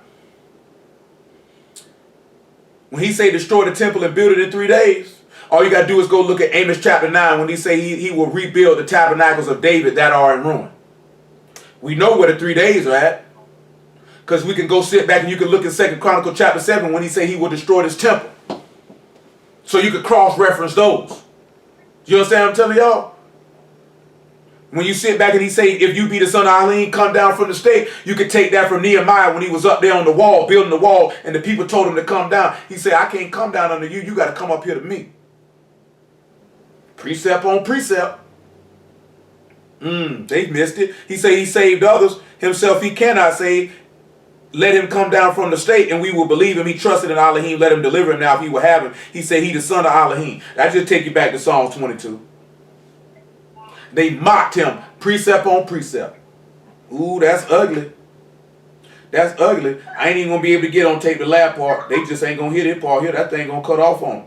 But when you sit back and you look at it, right, when he said, to whom said, this is the rest wherein you may cause the weary to rest. Come unto me, all ye that are heavy laden, and I will give ye rest. Do you know what I'm saying? That's the same thing you were sitting back looking at in the book of Exodus. We were heavy laden and weary from the hard bondage which we received at the hand of the Egyptians. And he said, come unto me and I will give you rest. I will bring you into the land and you will have shalom, you will have peace. And that's what the master, he said, this is the refreshing, yet they would not hear. The man told you, if any man thirst, let him come to me and drink. And he that believeth on me, as the scripture has said, out of his belly shall flow rivers of living water. Which goes back to what we read in Philippians chapter 3, when this man sat back and said that I hope that I could be able to attain unto his resurrection, not having my own righteousness, but the righteousness in Yahushua HaMashiach, which is of Elohim by faith. The refreshing is the Ruach HaKodesh, or the regeneration. He told these men, come unto me and drink. He said, but they wouldn't hear. They still didn't believe. And that's why he said that precept had to be upon precept, that they might go backwards and be broken and be snared and taken, like he told you in the 8th chapter of Isaiah, because this man would be a snare and a trap.